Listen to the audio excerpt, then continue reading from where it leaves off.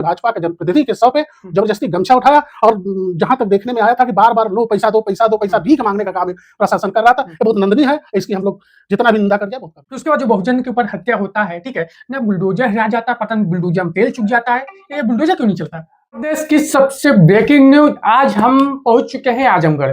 देखा जाए उत्तर प्रदेश में जीरो टॉलरेंस की बात करने वाली भाजपा सरकार आज भी कहीं पे हत्या मर्डर हो जाता है तो वहां 10 दिन 2 दिन 3 दिन 4 दिन लाश को धरना पड़ता है जब जाकर न्याय मिलता है। साथ ही इस समय हम कई जिलों की बात बताने वाले हैं, जिससे प्रतापगढ़ हो, अमेठी हो, सुल्तानपुर हो, अभी किसी जिले में हत्या मर्डर हो जाता है, गैंगरेप हो जाता है। अभी ताजा मामला वहां सहारनपुर में जहां गैंगरेप हुआ, उसके बाद रेप हुआ, उसके बाद जब लाश को धरने पे मतलब चक्का जाम किया गया तब भी न्याय नहीं मिला है।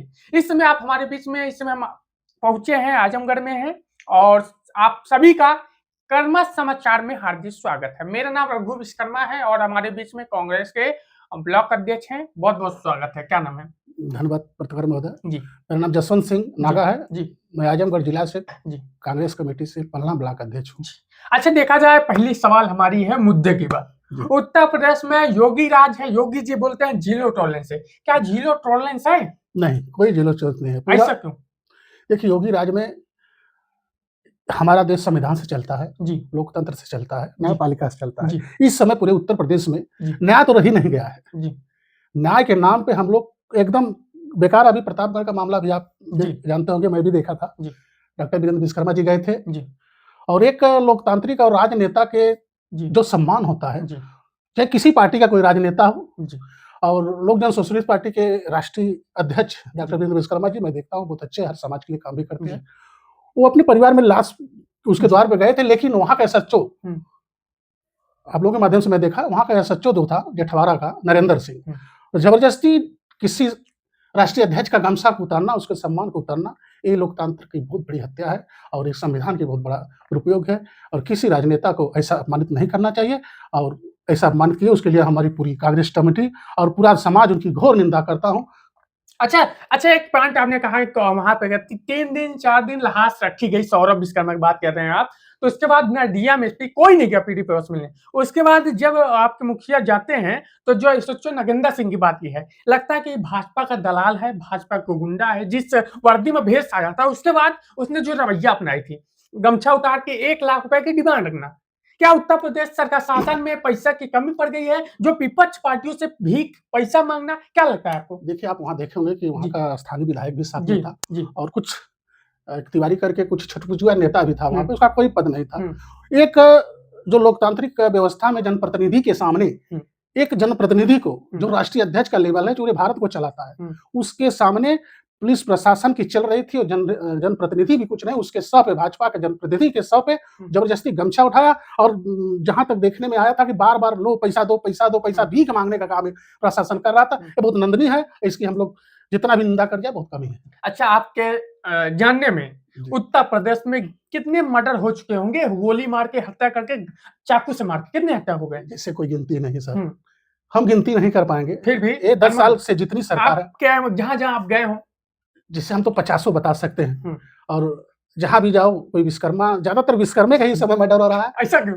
पता रहा नहीं कि विश्वकर्मा समाज पर आफत पड़ी हुई है और हर बिरादरी का मर्डर हो रहा है, ऐसा नहीं विश्वकर्मा की हो रहा है। और इसी हत्या को जो बोलते हैं कि हमारी सरकार में जीरो टॉलरेंस की सरकार है, कहीं देखने को नहीं मिल रहा है। यहाँ अपराध चरम सीमा पर है, लोकतंत्र की हत्या हो रही है। अच्छा जसवंत जी, आप सामाजिक भी हैं, समाज सेवा भी करते हैं। अच्छा, कहीं ना कहीं हम भी आवाज उठाते, कल के कोई कहीं ससुराल जेदा बोलता है तो हमें मरवा दिया जाए तो क्या हो सकता है? जैसे आप पूरे भारत के चौथे स्तंभ हैं, आपको चौथे स्तंभ की दर्जा दिया गया है। पत्रकार जो होता है सच का आईना दिखाता है, लेकिन जो सच दिखाता है उसको मार दिया जाता है। देखिए, सच झुकता है, परेशान होता है, लेकिन दबता नहीं है। आप सच की आवाज उठाते हैं, आपके भी मैं प्रशंसा करता हूं और आपको मैं बधाई देता हूं कि इसी तरह आप चौथे स्तंभ के रूप में सच्चाई को दुनिया के सामने लाते रहे। अच्छा, देखा जाए कुछ टीवी वाले चैनल हैं, सब तो भाजपा के। अच्छा, अभी देखे होंगे सौरभ विश्वकर्मा वाले, हम भी कहते, अगर हम भाजपा के बिके हुए पत्रकार होते तो पीढ़ी के साथ हम भी जाते, लेकिन हमें भी रोका गया। वहां पे कई पत्रकार को धक्का भी प्रसार मारती है, ऐसा क्यों? जैसे आप वहां जाते तो सच दिखाते और जो भाजपा के पत्रकार हैं वो सच नहीं दिखाते। जितनी भाजपा बोलती है उतने वो काम करते हैं, इसलिए वो आपसे डरते थे कि जाएगा तो हमारा सच को उजागर करेगा और जनता के बीच हमारे सच्चाई को सामने, इसलिए आपको रोका गया। अच्छा, देवरिया में आप भी गए थे, देवरिया में देखा जाए रोका भी क्या? देवरिया में तो गए थे, अब जी। आपके एक इंटरव्यू दिया गया जी। था कि पूरी आजमगढ़ से लेके बनारस लेके पुलिस छावनी में तब्दील छावनी लगी। एसटीएफ तक की टीम हम लोगों के सामने लगा दी गई थी कि अगर भागेंगे तो अच्छा, एक ऐसा तानाशाह, जी। ऐसा अंग्रेज भी नहीं किया होंगे जिसका ये भाजपा सरकार पे हो रहा है, क्या कहिएगा? इससे अच्छी सरकार तो हमारी ब्रिटिश सरकार थी। जी।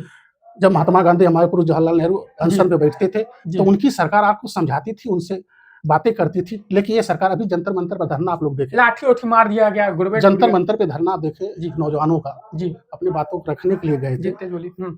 वहाँ एक लड़के पर कम से कम 200 छर्रा मारा गया है।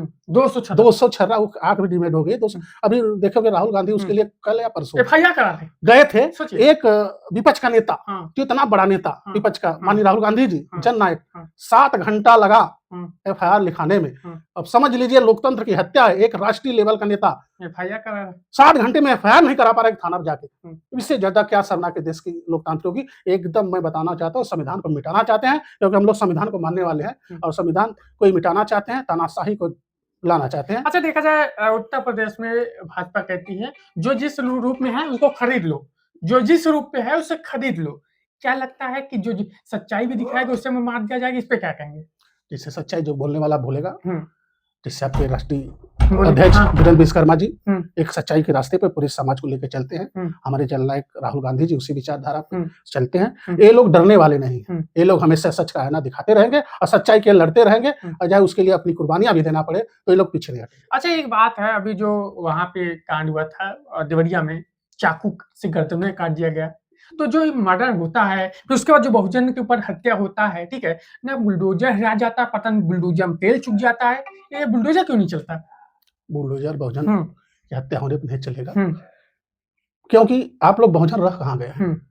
देखो, कहना तो नहीं चाहिए हम्म। हमको, क्योंकि मैं सवर्ण समाज से आता हूँ, हम्म। लेकिन मैं संविधान को मानता हूँ, हम्म। लोकतंत्र को मानता हूँ। इंसान है। इंसान है, पहले तो हम इंसान है, ना हम्म। हिंदू है ना मुस्लिम है, हम्म। हम इंसान है और इंसानियत की बात करता हूँ। हम्म। अगर ऐसी कहीं कृत होती है हम्म। तो बाबा साहब दोहरा मापदंड न अपनाएं और उचित जांच करके जहाँ बुलडोजर चलाने लायक है बुलडोजर चलाएं। और अच्छा, क्या लगता है उत्तर प्रदेश में दोहरा चरित्र अपनाया जा रहा है कि नहीं? बिल्कुल अपना जाए। आपसे कहाँ छिपा है सर? कैसे? आपसे कहाँ छिपा है? कैसे? आप सच जैसे अभी हम प्रतापगढ़ में देख लीजिए, जी। अब कोई भाजपा का नेता था, उसको मिला दिया जाता था। हम्म। भाजपा का नेता उस लाश पे राजनीति कर रहा था और हमारे राष्ट्रीय अध्यक्ष, आपके राष्ट्रीय अध्यक्ष के वीरेंद्र विश्वकर्मा जी के गमछा उतारा गया, औकात देखा गया और उसकी गमछा को फैला के जैसे भीख मांगने गया, सब भीख मांग रहा था। 1.5 लाख 50 अच्छा, क्या मतलब है? पुलिस वास्तव में पुलिस था कि कोई और था, मतलब जो वर्दी में था? जैसे वर्दी तो पुलिस की थी, लेकिन अपना गरिमा, अपना संविधान, अपना लोकतंत्र भूल चुका था, वो बिकाऊ हो गया था सत्ता के पक्ष में। अच्छा, इस समय पूर्वांचल में जिस व्यक्ति का हमने नाम लिया, पूर्वांचल में टूटी बोलती है, कई जो गाड़ियों का काफिला लेके चलते हैं, तो क्या रीजन है इनसे लोग जुड़ भी रहे तेजी से? अभी देखा जाए भदोही से प्रत्याशी कुशल पांडे जी चुने गए, तो कहाँ से तैयारी चल रही है? आप भी काफी करीबी हैं उनके, डॉक्टर साहब? जी, करीबी हूँ मैं, और डॉक्टर साहब का एक ही है जी, वो सच्चाई के रास्ते पे चलते हैं और वो सबको लेके साथ चल रहे हैं। उनके अंदर भेदभाव का कोई गुंजाइश नहीं है। वो सबको, हिंदू, मुस्लिम, सिख, ईसाई, जो भारत के विभिन्न अंग हैं, जो छोटे हैं, बड़े हैं, सबको अपने साथ लेके चलते हैं, इसलिए उनके साथ लोग अच्छा, एक मामला और है, क्या आम आदमी का तुलना भगवान से किया जा सकता है? भगवान कौन थे? नहीं, उचित नहीं कहते। जैसे मोदी जी का तुलना देखिए भगवान से किया जा रहा है। अभी देखो वो तो हमारे देश के अंधभक्त जो है वो अंधभक्ति में एकदम पागल हो गए हैं। मोदी ऐसा काम करके तो दिखाएं, जैसे हमारे महापुरुष पुरुषोत्तम श्री रामचंद्र जी, वो भी इंसान ही पैदा हुए थे, लेकिन पुरुषोत्तम राम कहा है क्योंकि उनकी ऐसी काम किए, समाज के लिए काम किए। और हमारे भीमराव अम्बेडकर जी महापुरुष थे, वो अपनी पूरे समाज के लिए काम किए। ऐसे लोगों को महापुरुष को अगर भगवान का दर्जा दिया जाए तो उसमें कोई गलत नहीं है, लेकिन मोदी जी भगवान का दर्जा लायक। अच्छा, एक बात कहते हैं कुछ भक्त, आपने सही कहा, 17 सितंबर भी आ रहा है, विश्वकर्मा जी बना देते हैं उनको, मोदी को, तो ये लोग मोदी जी क्या है? अच्छा, कभी आपको पहले क्या मालूम था कि मोदी जी का जन्म 17 सितंबर को होता था? पहले कभी आपको मालूम था? मोदी जी को तो हम लोग को ये भी नहीं मालूम था चाय बेचते थे कि नहीं बेचते थे। उनकी डिग्री उनके पास 10 साल पहले की डिग्री ला के खड़ा कर देते, उनके पास डिग्री भी कोई नहीं है, जो कि दिखाया जाता है कि उनके पास कोई डिग्री भी नहीं है। वो तो एकदम झूठ के मशीन है। बिल्कुल। तो साथियों, 2027 की आवाज जनता की क्या डिमांड है? 2027 विधानसभा चुनाव लगे हैं, लेकिन उत्तर प्रदेश में हत्याएं रुकने का नाम नहीं ले रही। हम कर्मठ समाचार के माध्यम से विभिन्न स्थानों पर जाके ग्राउंड रिपोर्टिंग आपको देते रहेंगे। तो आपके बीच रघु विश्वकर्मा। जय हिंद, जय भारत।